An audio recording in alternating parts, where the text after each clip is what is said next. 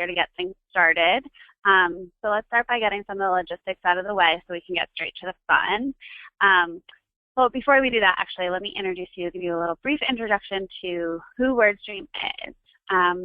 So for those of you who are not familiar with us, we are a search marketing software provider with free and paid tools to help you easily grow your AdWords campaigns, or really a shop you can sign in and manage all of your campaigns. It's pretty awesome software. So if you're looking to master paid search, definitely check out our PPC University at wordstream.com/learn. And then you can run a bunch of our free tools. You can see how you're performing in 20 minutes a week with our AdWords Performance Creator. You can try out the software. So definitely give our website a visit. You'll learn a lot about the software. Now, to get some of the logistics out of the way, as I was mentioning, following our presentation today, you will receive an email with today's recordings and slides from Erin, our wonderful presenter. So definitely keep an eye out for that. We will send that out again later this afternoon. We do encourage you to be social on Twitter and follow at WordStream and at Erin Sagan, and follow along in the conversation and join in using the hashtag PPCSIN. And we will have dedicated time for Q&A, so definitely do not be shy during the presentation. If you have any questions for Erin, we're definitely here to answer you. So, take the time to submit those, and we'll be happy to address them. Now, it is my pleasure to introduce our lovely speaker today, the one and only Erin Sagan. She is our PPC evangelist here at WordStream.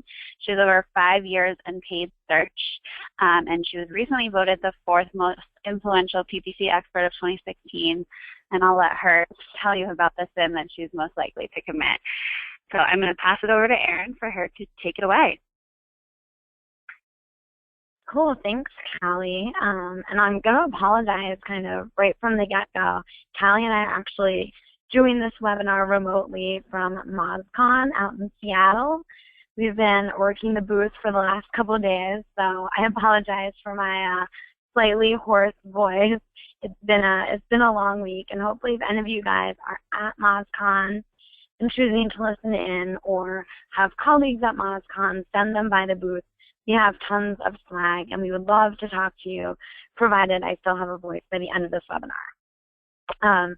And I think Callie, again, has been very aware this week. As we've been in Seattle, it turns out there's a great food scene here, and I've started to realize more and more the sin of the 7 deadly sins that I am most likely to fall subject to is gluttony. I wish you could do what I ate for dinner last night. I think you would all agree with me. Anyway, let's go ahead and get started. So today I'm going to be walking through the 7 deadly sins and how you can use them to identify some problems that you're having in your paid search account. Again, number 1, gluttony. We all fall subject to gluttony. This is not even a joke. I'm ashamed to admit. I ordered this at Shake Shack a couple of weeks ago. I was having a rough week. And I got the Chicago dog, 2 burgers, fries, and a shake, because if you're going to go there, you might as well go all out, right? We all fall subject to this. You overstuff yourself to the point that you're hating yourself afterwards, and kind of, for the next 2 days, you feel extreme guilt and your stomach hurts. And this bloat is really common in PPC as well. Less enjoyable as you're stuffing yourself, but definitely a common sin that we see in PPC. So this concept of overstuffing your account with keywords, it's incredibly dangerous. I don't want to stop you from adding new keywords. You should be adding new keywords. You should be adding new keywords frequently. We know 15% of the searches occurring in Google every single day are unique. It takes a second to process that. I mean, that is wild. It's like, how many variations of the English language could we possibly have? But somehow these searches are unique. People are always typing in new things. And you, as an advertiser, should be responding to that and making your account ready for those new searches. So yes, add new keywords, go crazy, constantly add new keywords, but don't just shove them in any old ad group. And this literally makes me cringe when I look at this, seeing, an ad group with 988 keywords in it. or 318 keywords. It makes me sick to my stomach because that is clear gluttony. You're trying to add every keyword in your account, but you're not being smart about it. How many keywords should you have in your account? So if your ad groups have more than how many keywords, do they need some extra love? We're going to go with 20 keywords. Now that is a ballpark, right? There are going to be situations where your ad groups have, 25 keywords and you're in good shape. Or there are going to be ad groups where you have 10 keywords and they probably need to be split out. But general rule of thumb, if you're seeing or if you're auditing an account and you're seeing that that account has more than 20 keywords per ad group, it means you need to dive in and you have some heavy lifting to do. And when I say heavy lifting, what I mean is you should be dividing these ad groups into more tightly groups. Every ad group should be for a distinct theme. And for these themes, you should have tightly knit groups of keywords. I see this all the time. I like to think of it as like a grocery aisle. Are you going to add all of your meats into one aisle? No, you want an aisle for your sausage, an aisle for your pork, an aisle for your steak, so on and so forth. You really want to keep each ad group very, very specific and tightly knit. And if you're adding more than 20 keywords, then these terms don't have the same semantic relationships, right? You're starting to branch out. And as you start to branch out, you're forced to write more generic ad text and send people to more generic landing pages. So if you don't keep that ad group's theme really, really specific and tight, you start to run into problems giving people crappy ads, crappy landing pages, a crappy experience altogether that's going to hurt your performance. So stick with really tightly knit granular groupings. If you're thinking to yourself, should this be in a new ad group or should I split it out? The answer, literally 9.99 times out of 10 is split it out. Another thing you guys want to think about, if you're stuffing your accounts with keywords, are those keywords actually yielding impressions? What we see a lot is people go crazy adding new keywords. Again, good for you. If some of them are long tail, they'll sit in the account for months upon months, and we'll see a column similar to this where they're just getting 0 impressions. At some point, you have to just call it a day, guys. If you're seeing that keywords have been in your account, no, it depends on your account volume, by the way. But as a general rule of thumb, if you see that keywords have been in your account for more than 2 months and are yielding 0 to very few impressions, obviously take a look at your bids, make sure your bids are competitive. But if there's really just no search volume for these terms, I'd recommend cutting that clutter. Just delete the junk. The reality is it's not worth letting them sit in your account. It's more for you to wade through. It's more for you to optimize. It's more for you to think about. Clean your account.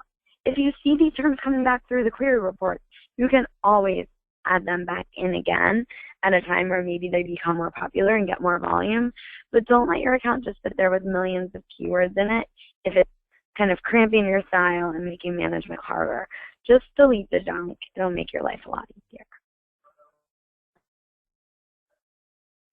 Brings me to point number 2, and that sin is greed. All right.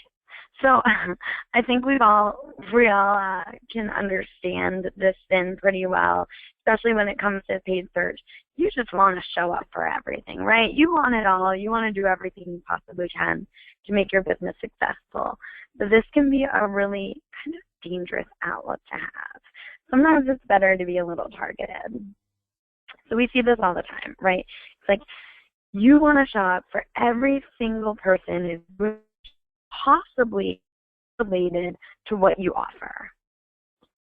And so what happens is you start bidding on broad match terms nonstop, right? You set every term to broad match because you just want to show up for anything possibly related to what you're looking for.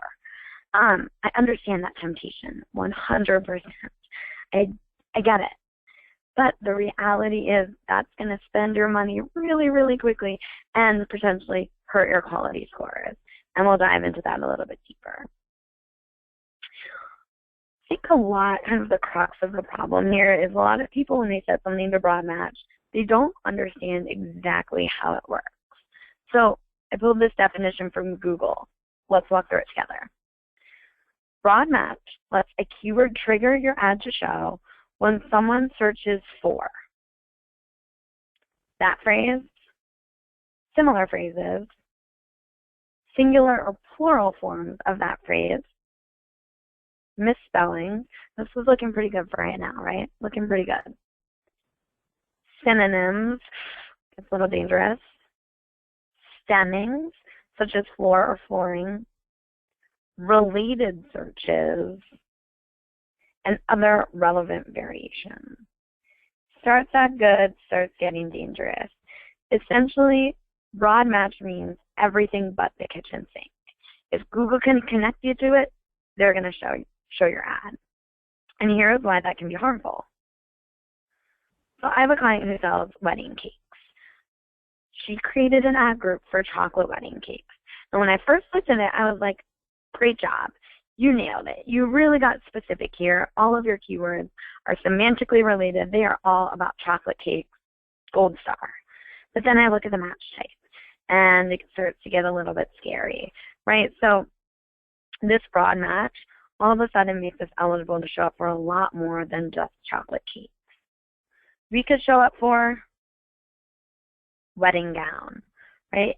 Simply because the term wedding appears alongside these terms, chocolate and cakes, and it's on a broad match. You could show up for somebody looking for an extra dark chocolate candy bar. You could show up for somebody looking for German Oktoberfest, simply because the word German is here alongside chocolate cakes, and it's on a broad match. And this is a real life scenario that really skewered this client's account. She showed up for crab cakes because she was bidding on the word cake, and it matched to somebody looking for crab cakes. For a festival she was to more, there was a crab festival that weekend, and it wreaked havoc on her account. So, as you can imagine, this is a really, really kind of dangerous position to be in. Be careful with broad match. There's a time and a place to use it, but it's not every keyword. Recognize that there are different match types available to you. So my favorite, kind of my go-to starting match type is modified broad match. Modified broad match is amazing because essentially by adding a little plus sign in front of every term in your keyword, you're telling Google that every single one of those terms must appear somewhere within the query, meaning it will be highly relevant. However, they can appear in any order with any other words alongside or in between them, giving you a ton of flexibility.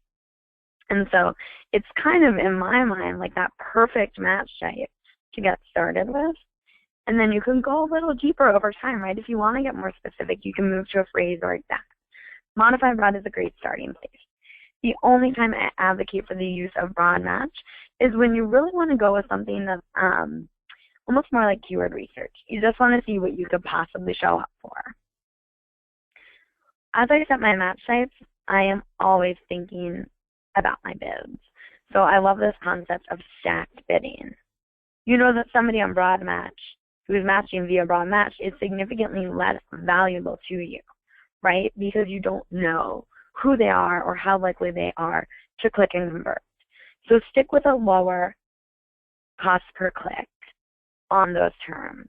And then as you move up to the line to more specific match types, you can boost up that bid. You know, bump up the base bid, give it a little additional multiplier, be willing to spend a little more. So the idea is the higher the relevancy, the higher the bid.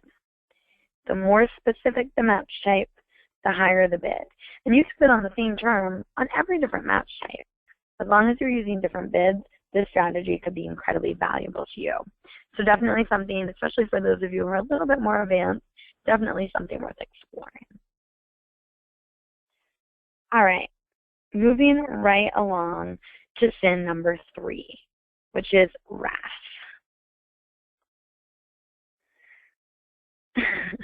I think we've all run into a scenario where you log into your account and you are just boiling mad because of something that happened, your account got away. All of a sudden you log in and you are pissed. And here's an example of when that might happen, when you're not setting negative keywords.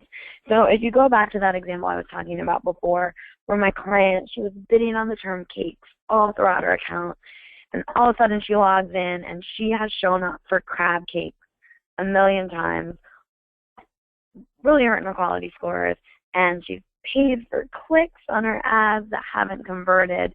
It's a total nightmare. And she's just kind of sitting there boiling with wrath because she didn't set negative to block junk keywords. But I log into an account and I see this message. There are no ad group level keywords. It makes me sick to my stomach because I know that client is very likely wasting money on some very stupid things. So first things first, use negatives. And second things, you want to be careful about this negative settings that you're using. You know, I see people that will put negatives on maybe only the ad group level, meaning it's only impacting people in that particular ad group or people who are matching the terms in that particular ad group. That really blows if you don't want to show up for a term on the account level. Right? And you know what terms are going to be your account level negatives. Those are things that no matter what people are looking for, you never, ever in a million years want to show up for. So most likely those account level negatives are going to be the most impactful and the ones that you're using most regularly. Campaign and ad group level negatives are going to be less restrictive, less impactful, still valuable, but you're really using these to funnel traffic to ensure that, you know, if you want to show for these terms, you want to show for them maybe in a different campaign, so you're using it to exclude that person from appearing for that campaign and funneling it to another, or similarly to an ad group. So be mindful of those negative settings. That's really going to impact how impactful your negative keywords are. I also recommend generating new negative ideas directly from your search query report. That's where you're going to see the kind of like oopsies that you've made in your account and dive in and fix those before they become a huge headache. So this is an example from WordStream's QueryStream tool. You can also certainly use your C search terms report in AdWords to look at that area. You see queries coming in that you know, like for example, Cape Air, if they do not fly out of Rutland, Vermont, that's likely a great negative for them to set in their account. They're already showing up for this. They've shown up for this one time already. Let's avoid showing up for it again by setting it as a negative keyword. But this is one of the best places to identify new negative ideas. All right, number 4. Fourth in is lust. This was a tough one to link back to PPC, but I'm trying my best here. It might be a little bit of a stretch. Lust. How many of you guys are lusting over position number 1, right? Position number 1, so enticing, so dreamy, so dangerous to lust after it. Why are we all so laser focused on that top spot? Guys, there's a bunch of other spots you can show in, right? Why are we focused so heavily on number 1? Yes, you're right. The reality is you are more likely to get clicks, to get visibility in number 1, but it's not always worth it. All right, so main reason it's not worth it. A lot of people are overbidding for that top spot. They're not listening to reason. They're just saying, take my money, give me number 1. I assume things will go well from there. That's a really, really dangerous way of doing things. Not just because you're, whipping out the almighty dollar and allocating more funds that direction. It hurts in a number of other ways. So you might actually be destroying your quality scores by pushing for number 1. Here's why. The higher the position you are on the page, meaning position number 1, the more Google expects from you. All right, Erin, you're number 1, of course you're going to get a high click-through rate. So we expect you to get a high click-through rate. And if you don't, we're going to penalize you for it. Why are you going to penalize me for it? Because click-through rate is the most important factor. It is not simply a factor. It is the key factor to getting a good quality score. When you look at this chart, you can see really quality score is heavily focused on your click-through rate. Quality score is a measure of how relevant, enticing your ads are to the end user. This is the click-through rate. That's how Google is deciding whether or not people like what they see and want to engage with your ad and make it to your landing page. So, putting it all together, if you're in a top spot and you're not getting an amazing click-through rate, you're going to hurt your quality score. You hurt your quality score, you pay more. So not only are you overbidding for that top position, you're getting a quality score penalty on top of that. So really, you are hurting yourself, shooting yourself in your foot, and ultimately driving your CPAs sky high. Sky high. You are shooting yourself in the foot. On top of that, you might even instigate a bidding war. You know, I'm not saying that will definitely happen, but if you are overpaying for that top spot and you have some other kind of bozo who is also obsessed with that top spot, all of a sudden you have this bidding war going on and it's getting even more expensive. It's a dangerous spiral that is just like destroying your PPC budget. So be smart, guys. I'm not sure if I have a slide showing you. Yeah, be smart. Don't fall into this position where super poor PPCer. Focus on all those other beautiful positions that you could be looking at. Right? Position number 2, position number 3. You're not going to see quite the same traction, but it may be a wiser place for you to be, at least initially. Think about those initial bids. Don't pull out all the stops for your initial bids. Start with whatever it's going to take to get you to the first page, and then bump that up about 20 to 30%. That's going to help you shoot for mid-page. You want to be above the fold. If you're shooting for position number 3, a position number 4 to get started, that is okay, and that is a safe way of doing things. Aim for those medium positions, and then do your job.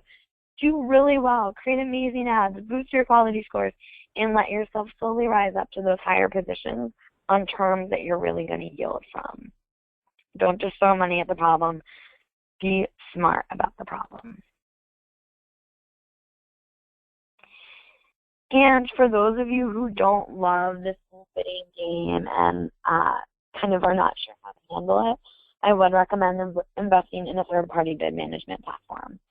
Google does have some bid management options. You can totally see results with them. Some people love them. Some people feel as though Google isn't necessarily doing the bidding in their best interest, in the customer's best interest, but really more in AdWords' best interest. If you have concerns there, turn to a third party. There's lots of bid management platforms. There's lots of scripts you can use to make smart decisions with your bidding. And here's just an example. The WordStream bid management platform, I'm a huge fan of it because it makes small, incremental, safe tweaks to help you slowly rise up to a top position without spending too much money. If we see that you're getting a good position and you are overpaying, we're going to do the opposite. We're going to slowly, gradually encourage you to pull those bids down. We don't want to rock the boat, but we don't want you to overpay. So we're going to get you to a point where you can still get those high positions without spending quite as much money. So it's really, this is an awesome, awesome tool. It's one of my favorite parts of WordStream. Definitely worth running a trial and checking it out. Moving right on, sloth. This is another wonderful sin of the 7 deadly sins. And we see it all too frequently with paid search accounts.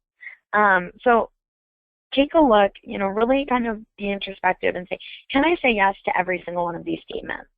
Do you hop into your PPC account one time a week? Just once. At least once a week.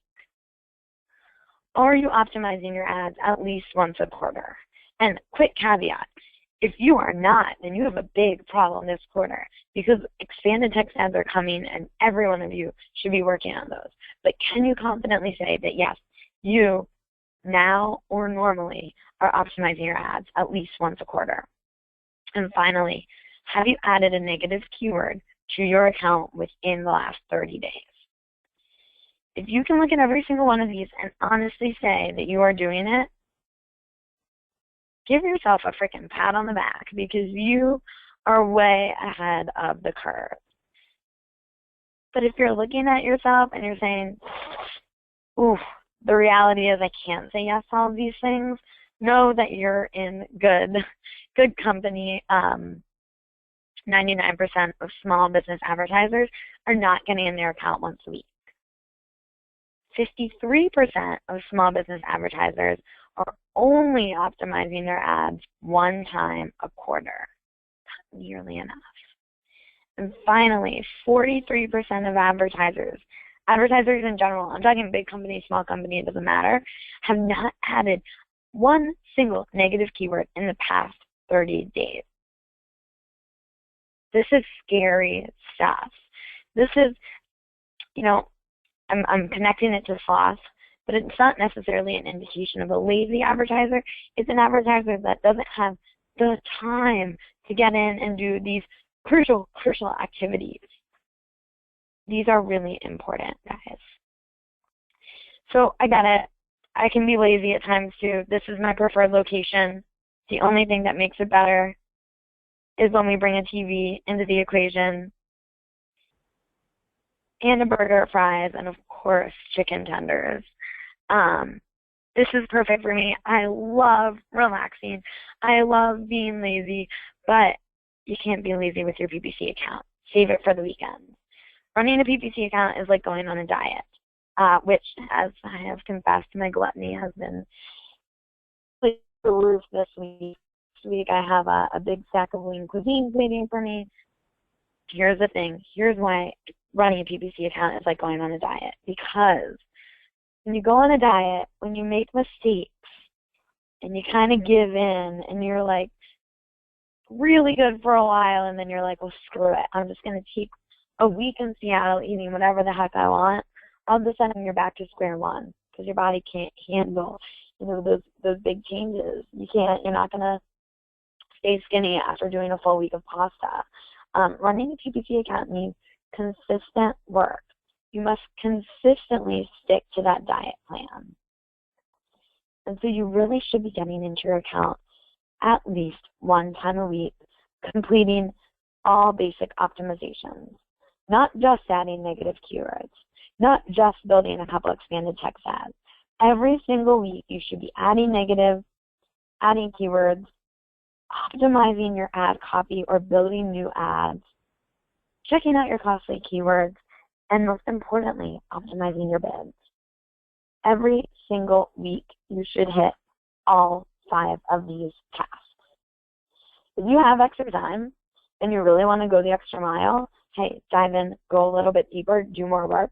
But at a minimum, guys, you need to complete these 5 tasks at least once a week if you want to see strides in your PPC account. It's a marathon. It's not a sprint.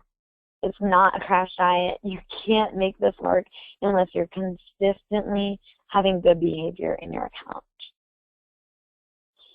And I showed you an example there, but we do have a 20-minute work week if you guys are interested. That's going to help you do all of this. It's stuff you can do on your own. If you can find a good routine, you can do this on your own. But if you need the help really doing the analysis and knowing what to change, check out this 20-minute work week. It is a lifesaver for a lot of advertisers. All right, almost to the end of this end. Number 6 is envy. And we have all been here. So we sponsored a party at MozCon a couple of nights ago. This is Michelle Graffinsky. You guys are going to hear from her all the time. She's our newest employee. And she worked really freaking hard to throw this party. She created a wanted sign, and I'm going to tweet out some pictures. This is hilarious. Wanted sign. She created all of this beautiful collateral to ensure that people would show up at party here in Seattle. I mean, she worked nonstop on this. And we were a little bit under the gun here. We had to get it printed really quickly. And I'll pause for a brief interruption. If you guys are at MouseCon or if your friends are here, come see us. We have prizes left over from this party that we are happy to enter you into a raffle for or give you some swag. But back to the presentation. Michelle was in search of the Kinko's. She needed this stuff printed out, and she needed it printed out quickly because we were boarding the plane the next day, and we wanted to ensure people were going to come to our party here at MouseCon. So she did a search for Kinko's, and what did she find? Not a Kinko's ad. She found a FedEx ad, or I'm sorry, a UPS store ad. She had every plan to go to Kinko's, but UPS popped up in there, knocked Kinko's out of the top spot. They served her an ad, and where do you guys think we got our stuff printed? Kinko's, right? Sneak attack. Oh, I'm sorry, UPS store. Sneak attack. They drove in. They beat Kinko's to the punch, and Michelle went to the UPS store. Do not let this happen to you. Do not let your competitors get envious of you and dive in on your turf. You have to protect your turf. You absolutely have to protect your branded terms. You must bid on your branded terms. Kinko's did not bid on their branded terms, and UPS dove in, sneak attack, stole it from them. So take the time to bid on your branded terms. I know what people are doing. I know you're sitting at your desk being like, why would I pay for my branded terms? My organic listings are going to show. These people are already looking for me. They're going to come to me. Not the case. Michelle was going to go to Kinko's. She went to the UPS store instead. But she doesn't know if Kinko's was even closer to our office than the UPS store. It doesn't matter. The ad swayed her, and she went to the UPS store. So bid on your branded terms. Those ads are going to appear on top of the organic listings. So even if you are ranking #1 in organic, your competitor can swoop in and take attention from you by bidding on your terms.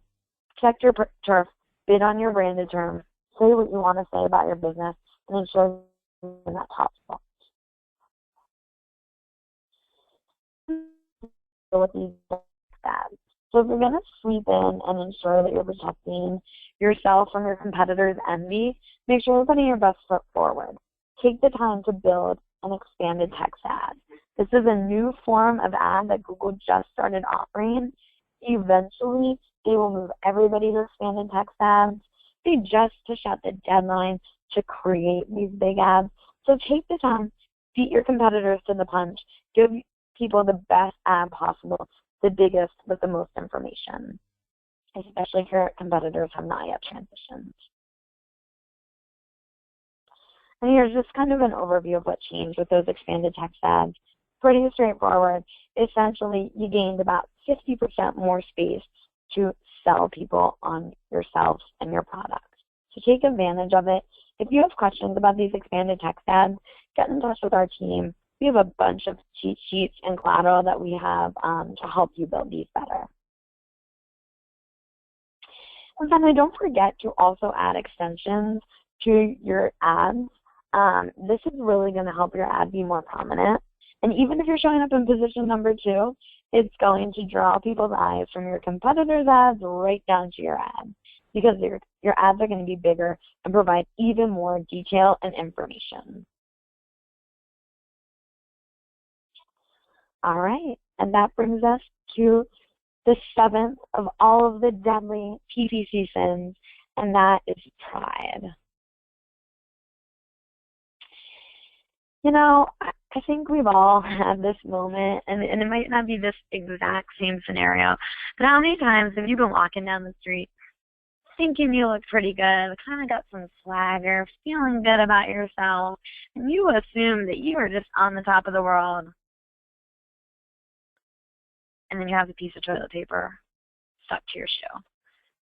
As you can see here with Diane Kruger, it happened to her. It is embarrassing. She had all the swagger in the world until you see her foot. right? So when you assume that you are nailing it and you look great, you make up, I'm not going to finish this term because I don't know how WordStream would feel about me cursing on the phone, but you got what I'm saying. When you assume, you are often in the wrong. And we see this all the time, right? Clients assume that because they're seeing great strides in their account, because they brought their click-through rate up a couple percentage points, because they are seeing a higher conversion count, they assume that they are top dog. They mean it. Realistically, just because you've improved and you're seeing internal improvements doesn't mean that you're knocking it out of the park. And it's tough. It's really tough because you don't know what your competitors are doing. They're not sitting you down and being like, let me tell you what my click-through rates are. I recommend running a grader report. This is a report that WordStream offers. It is totally free. You can run it as many times as you want on as many accounts as you'd like. And what it does is it shows you how you stack up to competitors, not just competitors on AdWords, but competitors who are in your particular industry, who have self-identified as in your particular industry, who have also run the grader. We're looking at all of their account data and showing you where you stack up in comparison to them. So this particular client, it was a really funny situation because she felt awesome about her account. She was seeing great improvements, and she felt on top of the world. And this was a bit of a reality check for her because although she had improved her account tremendously, in comparison to everybody else kind of out there in the world, things looked a little different. So if you want to run it, here's the link. I highly recommend running it. It's on our website. Again, it's free, and it's going to show you exactly where you stand. We've actually recently hit this big milestone for us. As you can see, we have had tons and tons of grader reports run, over 1 million reports run. We're really, really excited about it. But what this means is we have plenty of data to show you how you stack up. So this is a great tool. You're really going to get a lot out of it. We've run over $9 billion of spend through this account. So it's truly going to give you a good idea of where you stand and an honest account of where you stand. We're not comparing you to 3 other people. We're comparing you to, potentially 1 million people. And of course, it's dependent. But definitely taking a look at this grader report. We have some new things coming out. I can't announce them yet. I believe they're coming out tomorrow, so stay tuned. But that report is getting a bit of a revamp, and there's some good stuff to come in that report. So if you're looking at it and you're kind of like, you run your report, you're sitting at your desk doing your report, and all of a sudden you're like, crap, this is a little bit disappointing. This isn't where I wanted to see myself. Rest assured that there's some stuff you can do about it. So not only are we going to give you a grade saying, here's what happened, here's how you stack up, we're going to really dive in on a more granular level, show you what components you're really struggling with. In this particular account, her real downfall was quality score. She was struggling from a quality score perspective. And not only is she going to see exactly why we rated her so poorly in quality score, we're going to show her how to fix it with our platform or with some collateral to help her identify problems and fix them. So don't just use this as a report card to know where you stand. Use it as a report card with a list of recommendations that you can use to knock your account out of the park and really make some improvement. All right, so I'm going to turn things back over to Callie. She has a couple of special offers for you guys that are definitely worthwhile to check out and take us up on. So I'll pass things over to Callie.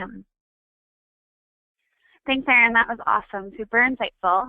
Before we get to some questions, I'd love to extend some special offers from WordStream to all of you. So, Erin just went over all of the deadly sins that you could have in your webinar, in your account, in your PPC account. So if you'd like to see a free live demo of the WordStream Advisor and really understand how our software can help eliminate those sins from your account, definitely check it out. We have a whole team of AdWords consultants that could really help identify the areas of opportunity that you have in your account and where to, alleviate the pain point. And then next up, we have a one-on-one AdWords assessment with our AdWords certified consultant. So this is where one of our certified reps would, run you through a grader report, show you where you're completely killing it in terms of your PPC, but also identify those areas of opportunity you have to improve your account and really increase your ROI. So we definitely would recommend you checking this tool out. It's completely free, and as Erin said, it's going through, a lot of different iterations, and we have a ton of data. We're in billions in unique ad spend.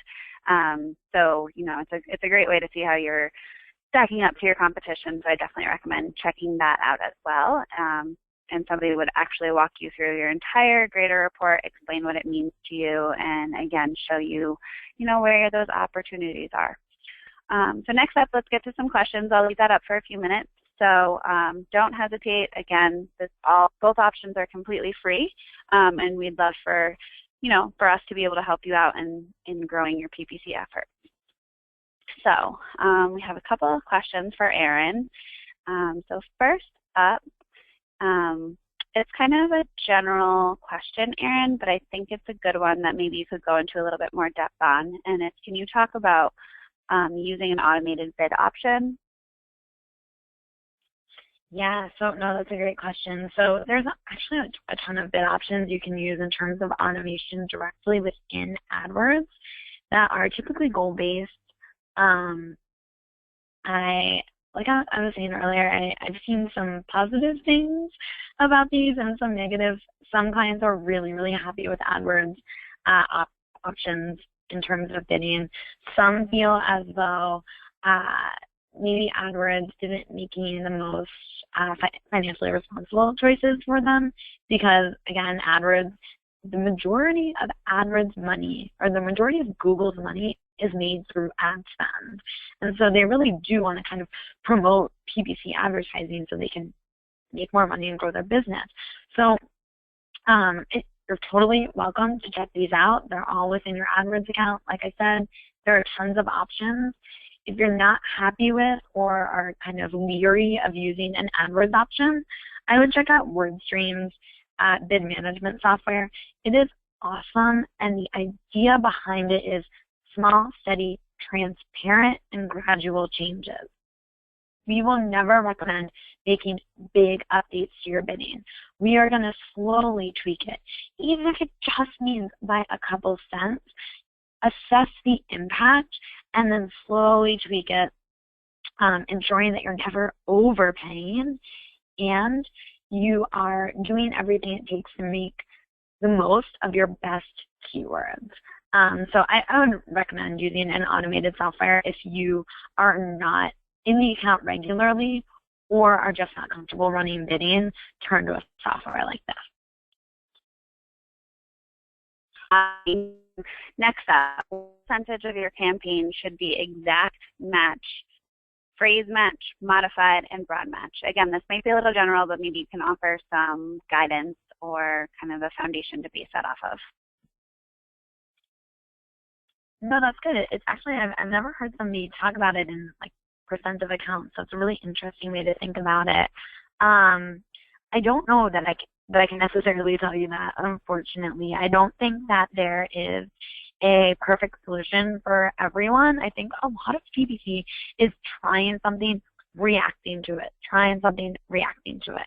I like to start accounts mainly on a modified broad and then take my keywords that I know are doing really well for my search query reports, those longer, more specific keywords, and start setting those to exact match, bumping up their bids because I know they're going to have a high yield for me. And I don't use phrase match. I'm going to be honest with you. I very rarely use phrase match. There's a time and a place. I don't use it a lot. To be honest, don't use exact that much. It's really only in specific scenarios. And broad match, I only use for keyword research. I use it because I want to show up for random stuff that I have never thought of. I want that to appear on my search query report, and then I'm going to set negatives from there and find new keywords. But I think the key is you never want to bid too much on broad match terms because they can be dangerous for you. So use broad match. Don't let me stop you from using broad match, but really use it with a very specific intention and never, ever set high bids. I would recommend speaking to somebody directly about your account if you really want to know the best breakdown for you based on kind of the maturity of your account right now, what it looks like, what it's pulling in. So I can't give you specific percentages, but I think if you talk to somebody and dive in, talk to one of our consultants, they'll be able to help you make a smarter decision about that. I hope that helps. I'll pass it over to Kathy for the next question. Great. Now, for someone who's just starting a bid strategy, would you start with a manual CPC and then optimize for conversions and then switch it over to a CPA bidding once you have enough data that you can run off of? You know, bidding is my least favorite thing to talk about in a group setting because it really is so specific to your needs. I think that is a while to go, you know, starting with a manual CPC that you're setting, that you're comfortable with, seeing what PPC yields for you, right? Like if this is new and you're just testing the waters, see what you could potentially be getting out of CPC and then switching to a CPA bidding model. That sounds wise. It's probably wise for many of you out there, but I would need to really know more about your business to give you specific bidding advice like that. And I'd recommend talking to somebody else about it. Great. Now I'm going to shoot you two quick questions, hopefully. What is considered a good click-through rate? And then how do you know if you're overpaying for a bid? Oh, good questions. What's a good click-through rate? I can't give you a number because there isn't just a number for a good click-through rate. The way you want to look at click-through rate is based on your position. It's also based on your industry and your past experience. But look, I expect a very high click-through rate in a top position. And I had a graph in here earlier, and you're welcome. We'll send out a copy of the recording so you can dive in and look at that. You can also find it on our blog.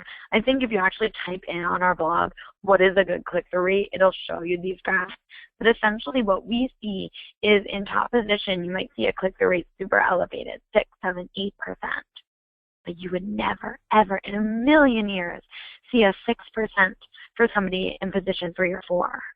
And that's okay, because maybe a 2% for position 3 is still really good. So look at it in terms of position. If you're in position number 1 and you have a 1% click-through rate, you need to rethink your life because that is a problem, right? It's dependent on position, and it should be higher per higher position. Take a look at that graph and you'll get a really good sense. Are you for position 1? Also a really great question. You want to look at the frequency that you're appearing in position 1. You want to look at your impression share for position 1. Really, I often, when I see that I'm consistently in position 1, just know I want to start turning it down just slightly. Boost that, or just deplete my bid just slightly and see if it rocks the boat at all.